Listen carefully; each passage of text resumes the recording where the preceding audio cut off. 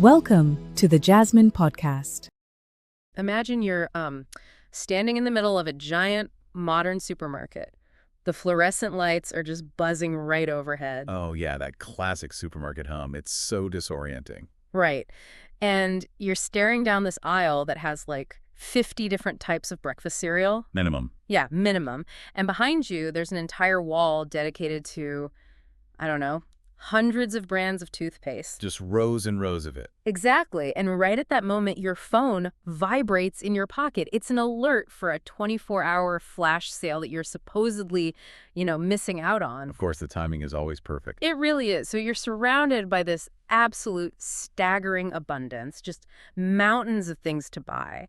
But instead of feeling completely satisfied by all this choice, you just feel you feel incredibly tired. Yeah, you feel totally overwhelmed. Totally. And if you were listening to us today to practice your English, I just want to say you are in exactly the right place. You really are. We're going to explore this modern feeling, but we're going to do it at a very comfortable, steady pace. We want to break down some very big ideas using clear, accessible language. Because the cure for that supermarket exhaustion, it isn't finding the perfect new product to buy. Right. Definitely not. The cure might actually be fundamentally changing how our brains process the concept of enough. Which brings us to our mission for this deep dive.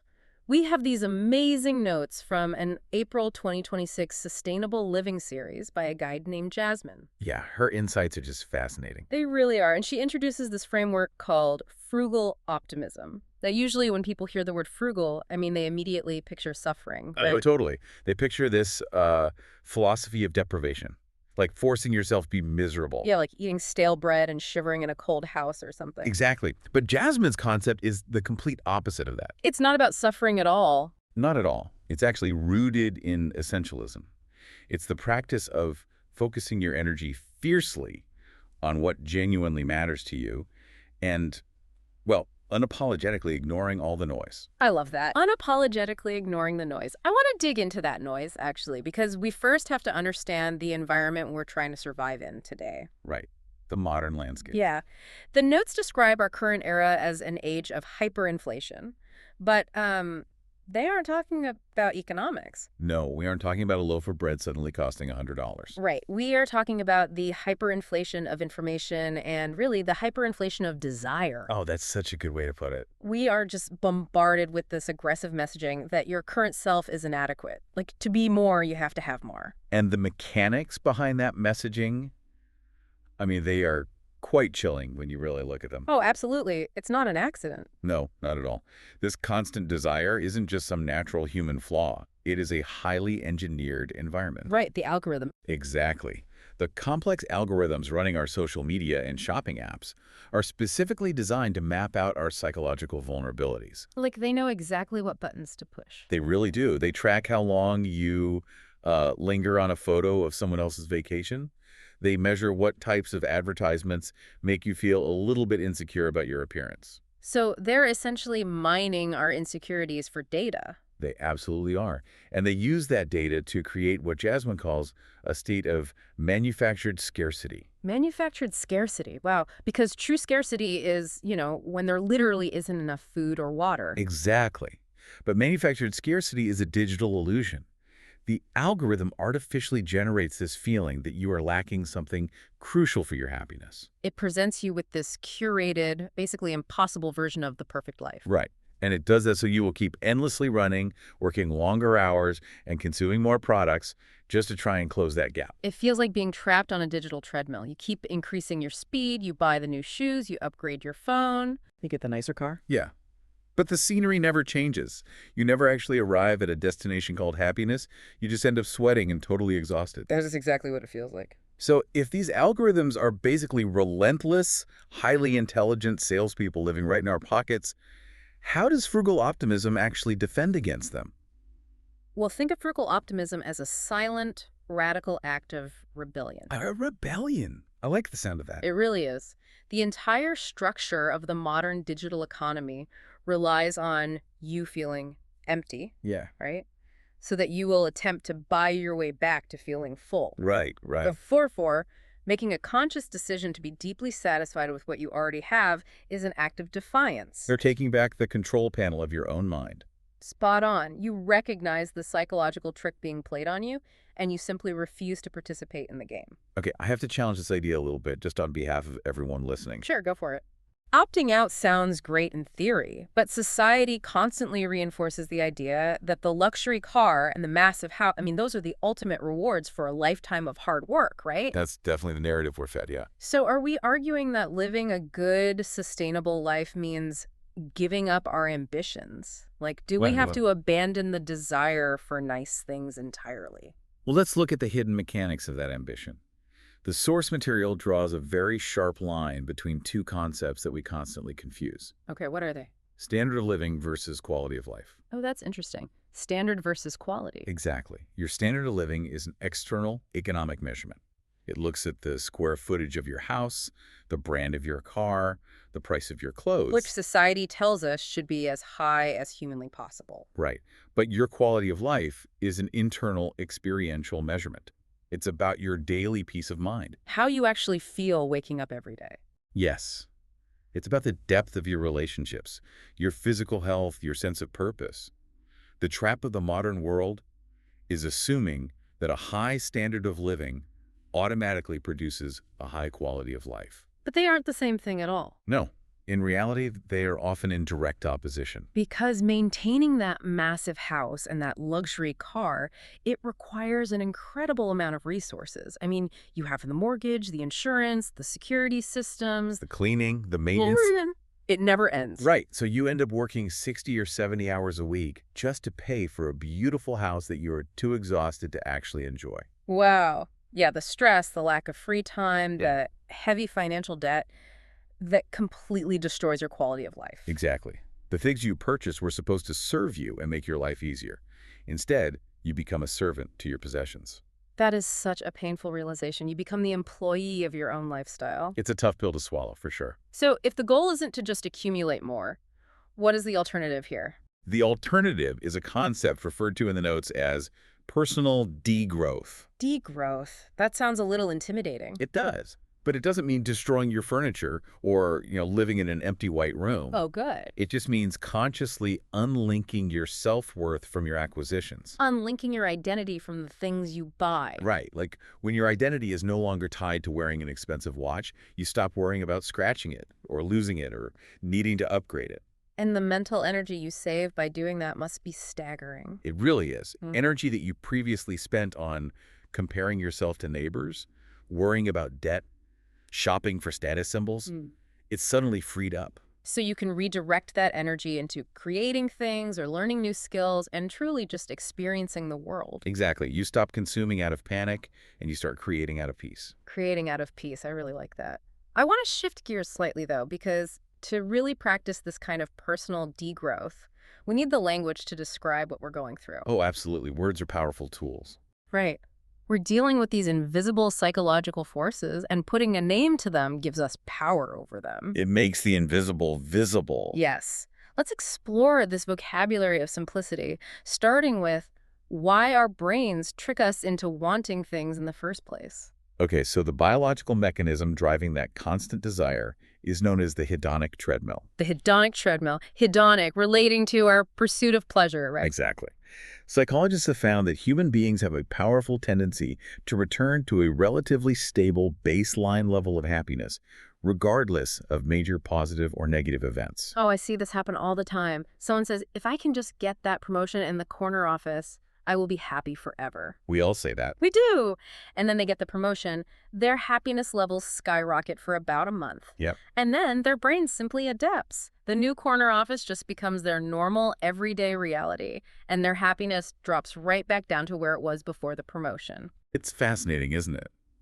That adaptation is basically a survival mechanism, but in a consumer society, it completely works against us. Because we buy something new, we get a quick burst of dopamine. The pleasure fades. And we have to buy something even more expensive to get that same exact feeling again. Exactly. We are running on that treadmill, chasing a permanent state of joy that biology simply will not allow us to reach through material goods. Wow.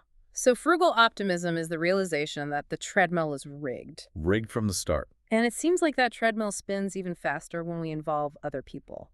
Which brings up another great concept from the notes. Conspicuous consumption. Oh, this is a big one. Yeah. Spending money on luxury goods not for their actual utility, but specifically to broadcast your economic status to strangers. It's like buying a white T-shirt for $500 purely because it has a recognizable designer logo on the chest. Right. I mean, the shirt isn't necessarily warmer or more comfortable than a $20 shirt. Not at all. You are purchasing the logo to signal your place in the social hierarchy. Evolutionary biology tells us we want to signal our fitness and success to the tribe. But engaging in conspicuous consumption means you are allowing the perceived opinions of people you don't even know to dictate your financial security. It's absurd when you really think about it. It is. You are literally going into debt to impress strangers at a traffic light. Exactly. So how do we break that specific habit? How do we enjoy the world without needing to buy a piece of it just to show off? The defense mechanism against that is a practice called decoupling. Decoupling. Yeah. In engineering, coupling means connecting two systems together. Decoupling means separating them so they function independently. Okay, so how does that apply to us? In our context, it means separating the feeling of joy from the physical act of ownership. Society has trained us to believe that in order to truly enjoy a beautiful thing, we absolutely must possess it. Oh, I see. I think walk through a public botanical garden is like the perfect way to visualize decoupling. Oh, that's a great example. Walk me through it. Well, you can spend an entire afternoon walking under these massive ancient trees. You can smell thousands of exotic flowers. Sounds lovely. It is. You can sit on a bench and feel a profound sense of peace and beauty. You receive 100% of the joy that the garden offers, but you do not need to purchase the land. Right. You don't have to pay the gardeners. Exactly. You don't have to worry about the soil quality, and you definitely don't have to build a fence around the trees and declare, "This is mine." You get the benefit without the burden. Yes. And you can apply that to anything, really.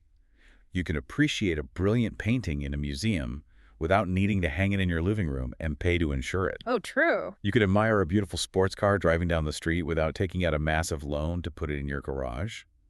When you master decoupling, the entire world basically becomes a gallery that you can enjoy completely for free.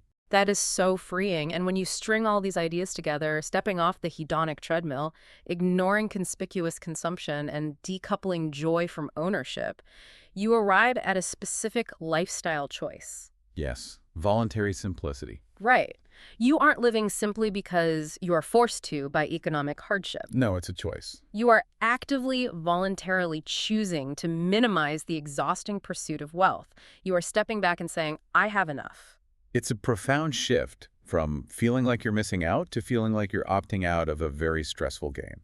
Now, I want to bring this directly to the daily reality of our listeners, because you are tuning in right now to practice your English. Right. Oh, language learners. And what is so striking about Jasmine's notes is how perfectly frugal optimism applies to the journey of learning a new language. It really does map perfectly. Language learners fall into the exact same consumer traps as shoppers. They totally do. It's a very common phenomenon. We can call it the vocabulary trap. The vocabulary trap. Yeah, when we learn a language, we often treat words like shiny objects to be hoarded. Oh, I see this all the time. I see learners download these massive flashcard applications bragging about streaks where they've memorized like 10,000 advanced vocabulary words. Right, but how many do they actually use? Exactly. They spend hours drilling obscure medical terms or complex academic verbs that they will never, ever use in a casual conversation. It's conspicuous consumption, but with a dictionary. Oh, wow. Yes. They are hoarding big words to signal their intelligence rather than learning words to actually connect with people. And just like accumulating too much physical stuff. Accumulating too much useless vocabulary creates anxiety. It feels heavy. Very heavy. You feel a constant burden. You freeze up when you try to order a coffee because you are searching your brain through thousands of index cards for the perfect word instead of just using the simple effective word. You feel like your vocabulary is never quite big enough to be fluent. You're always lacking. Exactly. Manufactured scarcity again. So what does frugal optimism look like for an English learner? How do we step off the vocabulary treadmill? We shift our goal from collecting words to deeply inhabiting them. Deeply inhabiting them. Yes.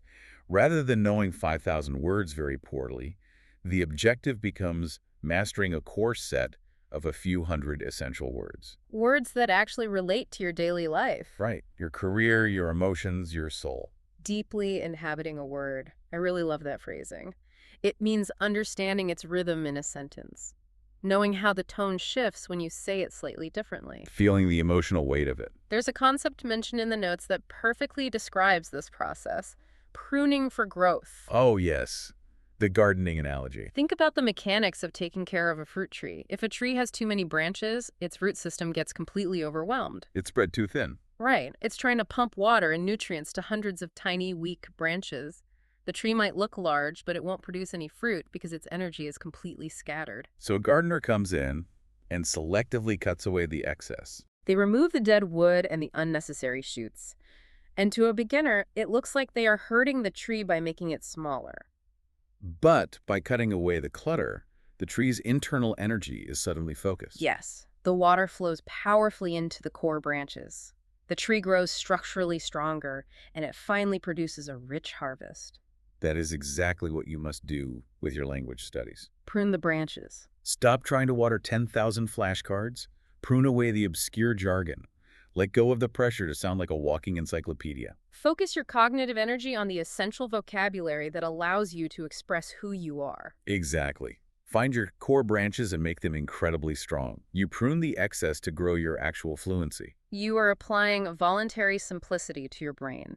You find joy in mastering the essential. It's much more peaceful. It really is. As we bring this deep dive toward a close, I want to reflect on a deeply moving point made in the source material regarding true sustainability. We usually think of sustainability as an external environmental issue. We think about reducing carbon emissions, recycling plastic bottles, or installing solar panels out there in the world. And those are crucial, of course. Definitely. But Jasmine argues that true sustainability has to begin internally.